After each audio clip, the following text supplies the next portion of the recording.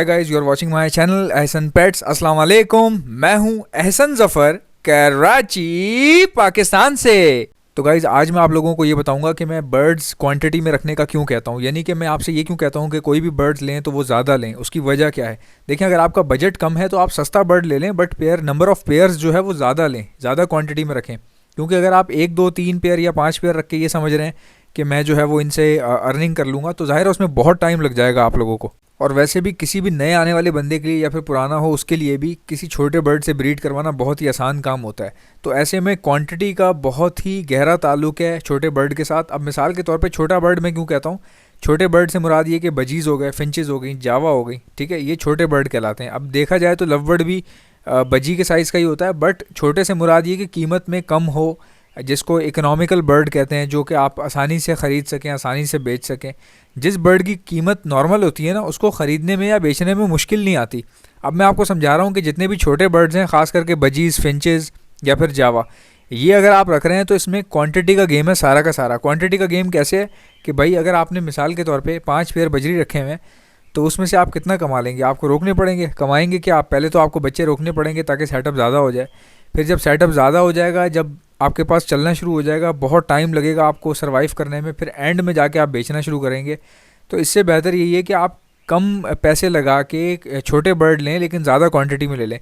अब कितने लोग हैं, बहुत सारे लोग ऐसे हैं मैंने देखा है, उनको वो ये बोलते हैं यार बजरी में क्या बंदा कमाएगा यार, बजरी है कितने का, 500 का है, 600 का है, 700 का है, बहुत हुआ तो 1000 रुपये का होगा। देखें, ये बात सच है कि बजरी जो है, सिंपल बजरी जो है, रेड आई हो गया, फैलो हो गया, वो मैक्सिमम हार्डली 1000 रुपये तक का पेयर आ जाता है। 700-600 रुपये से लेकर 1000 रुपये तक का पेयर आ जाता है अच्छे से अच्छा। वरना 600 के भी मिल जाते हैं, 800 के भी पेयर मिल जाते हैं, मैक्सिमम हार्डली 1000 रुपये तक का पेयर आ जाता है। अब मकसद कहने का ये है कि 1000 रुपये का जो पेयर है वो, मतलब 1000 रुपये बहुत कम है ना, आप कैसे कमाएंगे? अब लोग ये सवाल करते हैं कि हम कैसे कमाएंगे, 1000 रुपये का बर्ड है उससे क्या कमाएंगे? अब मैं उनको बताता हूँ भाई, यही तो बात है कि क्वांटिटी का गेम है सारा का सारा। बजरी आप, अगर आप बजरी से कमाना चाह रहे हैं तो आपको क्वांटिटी में रखने पड़ेंगे, ज़्यादा रखने पड़ेंगे, तब जाके मैनेज होता है, तब जाके आपका प्रॉफिट जो है वो लेवल पर आएगा। अब एक भाई थे, मैंने उनसे कहा आप 20 पेयर ले लें बजीज़ के, नया नया शुरू करना चाह रहे थे वो, उससे पहले इन्होंने कोई बर्ड नहीं रखा। तो मैंने कहा आप 20 पेयर बजी के लें, उनसे आप ब्रीड करवाएं। तो मुझे कहने लगे यार उसमें क्या बचेगा यार, वो तो मुश्किल व मुश्किल जो है ना 600-700 रुपये का पेयर है, वो बच्चे दे भी देगा तो उसको बेच के क्या मिलेगा? क्या कुछ भी नहीं मिलेगा। तो मकसद कहने का ये है कि भाई आप लें, आप रखें, आप बढ़ाएं। कम से कम भी अगर आपके पास बजरी का ना 50-60 पेयर अगर ब्रीड पे आ गया, ये मैं आपको चैलेंज करता हूँ, बजीज़ का 50 से 60 पेयर अगर आपके पास ब्रीडर तैयार है, ब्रीड कर रहा है ना, सारे पेयर ब्रीड कर रहे हैं, तो भाई मंथली इनकम बहुत अच्छी बन जाती है, बहुत ज़बरदस्त किस्म के पैसे बन जाते हैं। फिर अगर आपके पास 50 हैं पेयर तो उनको 100 करने की कोशिश करें। आधे पट्ठे बेचा करें, आधे पट्ठे रोक लिया करें। बेचने से ये होगा कि कुछ पैसे आ जाएंगे तो आपकी रनिंग चलती रहेगी आपके सेटअप की। बाकी जो पट्ठे रोकेंगे आप, वो आप अलग से लगा दें, उनकी पेयरिंग कर दें, या फिर अपने सारे पट्ठे बेच के उनके जो आधे पैसे हैं उनसे आप बाज़ार से एडल्ट पीसेस जाके ले आएँ, तो भी आप इस तरह भी कर सकते हैं। मकसद कहने का ये है कि छोटे बर्ड में हमेशा क्वांटिटी को बढ़ाया जाता है, पहले कोशिश की जाती है कि सेटअप बढ़ जाए किसी तरीके से। अब बजरी जो है, मैंने खुद लोगों को देखा है कि इतना ज़बरदस्त कमा रहे हैं, महीने का 1-1, 2-2 लाख, 3-3, 4-4 लाख रुपए कमा रहे हैं, मैंने खुद देखा है सिंपल बजीज़ से। अब वो कहने को और भी बजीज़ रख सकते हैं, बट वो सिंपल इसलिए रखते हैं कि उनको फ़िक्र नहीं होती, ठीक है, क्योंकि बजीज़ की कीमत इतनी ज़्यादा नहीं है। तो जो बंदा रखता है, अब मिसाल के तौर पे आपके पास 2 लाख रुपए थे, ठीक है, अब 2 लाख रुपए का अगर आप, मैं मिसाल दे रहा हूँ आपको, अगर आप कोई ब्लू ओपलाइन का पेयर ले लेते हैं अच्छी क्वालिटी का, या फैलो ओपलाइन ले ले, या फैलो ले लेते हैं, कोई भी लव बर्ड लेते हैं कोई महंगा तरीन, आपके पास 2 लाख रुपए का अगर ओपलाइन का पेयर है, अब 2 लाख रुपए का ओपलाइन का एक पेयर आएगा, ठीक है। अब उसी 2 लाख में अगर आप बजरी लेंगे तो बहुत सारे पेयर आ जाएंगे आपके पास। अब मिसाल के तौर पे अगर आपने ओपलाइन का एक पेयर ले लिया, अब चूंकि वो 2 पीस हैं, एक पेयर है ना, अल्लाह ना करे उनमें से एक टपक गया, लुढ़क गया उनमें से एक, तो वो फिर आपकी कितनी बड़ी इन्वेस्टमेंट जो है वो आप सोचें कि ज़ाया हो जाएगी। देखें, जो भी काम शुरू करते हैं ना, तो अच्छा तो सोचना चाहिए, लेकिन साथ ही साथ उसका ऐसा पॉइंट भी सोचना चाहिए कि अगर आपके साथ आपके पैसे थोड़े बहुत भी ऊपर नीचे हुए तो आपके पास सर्वाइवल क्या है आखिर में। इसीलिए मैं आपको ये चीज़ समझा रहा हूँ, ये नए आने वाले बंदों की बात है। अब काफ़ी पुराने लोग जो है ना वो कंपेयर करवाते हैं, वो कहते हैं यार ये कैसी बातें कर रहा है, हमारे पास तो 20 पेयर है, ओपलाइन का ब्रीड कर रहा है माशाल्लाह। ये यूँ आपकी स्टोरी अलग है, नए आने वाले बंदे की स्टोरी बिल्कुल अलग है। क्योंकि यहाँ पे ऐसे ऐसे बंदे हैं जिनको, नए आने वाले लोग इस तरह के, उनको पता ही नहीं होता कि क्या करना है क्या नहीं करना। और हमेशा याद रखें, बर्ड्स का कारोबार नए आने वाले बंदों से चलता है, पुराने बंदों से नहीं चलता। नया बंदा आएगा तो ख़रीदेगा ना वो हमसे, ये भी तो सोचें आप।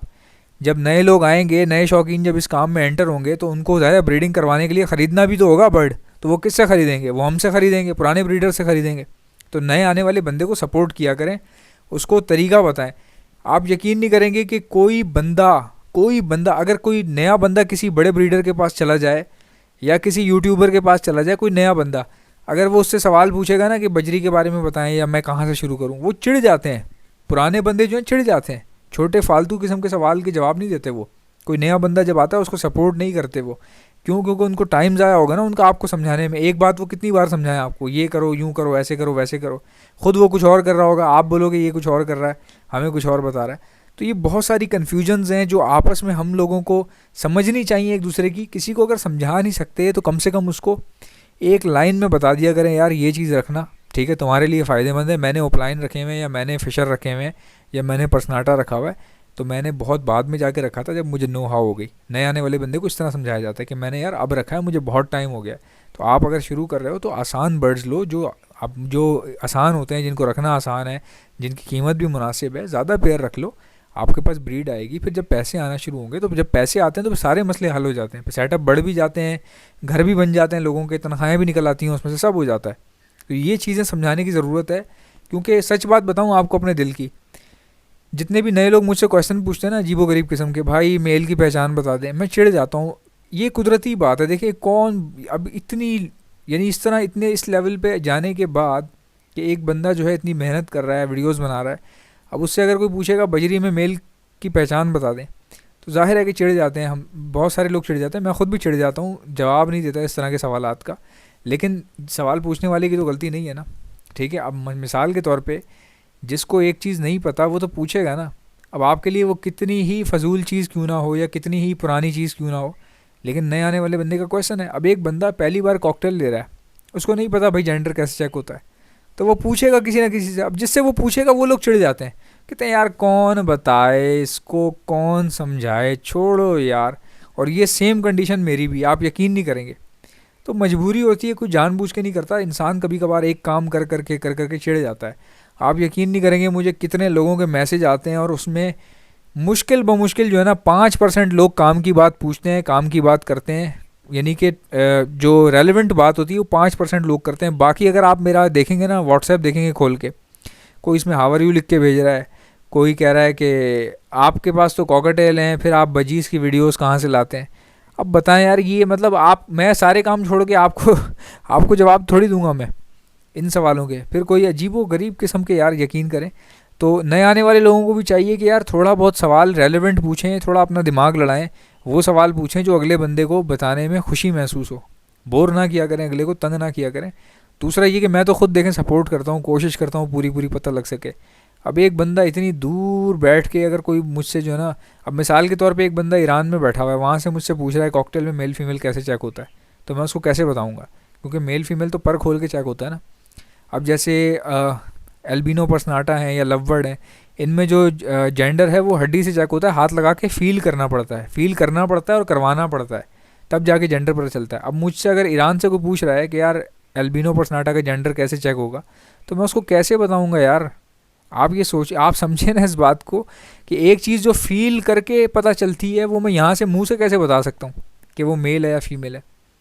कई लोग जो है वो अपने एगापोर्निस की, अपने जो है ना बर्ड की पिक्चर खींच के भेजते हैं, बोलते हैं बताओ ये मेल है या फीमेल है। तो उसमें पिक्चर देख के कैसे पता चलेगा? जिस बर्ड की हड्डी पकड़ के चेक होता है कि ये मेल है या फीमेल है, उसकी मैं तस्वीर देख के कैसे बता सकता हूँ?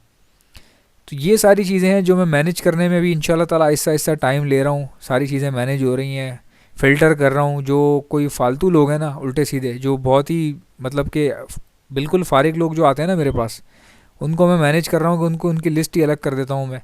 उनको मैं साइड पे आर्काइव में डाल देता हूँ। वो फिर वो मतलब कि उससे ये होगा कि भाई मुझे उन लोगों को फ़िल्टर करने में आसानी होगी ना। जो बंदा बेचारा जेन्युइन मसले में आया हुआ है, जो अच्छी बात पूछ रहा है, जो जेन्युइन मसला पूछ रहा है, जिसको ज़रूरत है, जो मेडिसिन लेना चाह रहा है, वो लोग जो है ना, वो उनके ज़्यादा ज़ाहिर सी बात है, मेडिसिन जो परचेज़ करता है मेरे से, उसको मैं फ़र्स्ट प्रायोरिटी दूंगा ना। कि पहली बात ये कि उसका बर्ड बीमार होगा तभी तो वो ले रहा है मेडिसिन।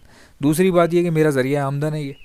तो ये इन चीज़ों को आहिस्ता आहिस्ता इंशाल्लाह ठीक हो जाएंगी। और आई होप कि मेरी वीडियोस आपको अच्छी लगती होंगी। अगर आपको अच्छी लगती हैं तो लाइक कर दिया करें और दिल से दुआ कर दिया करें। अगर आप मेरे चैनल पर नए हैं तो चैनल को सब्सक्राइब कर लीजिएगा। आपसे मुलाकात होगी इंशाल्लाह नेक्स्ट वीडियो में। अल्लाह हाफ़िज़।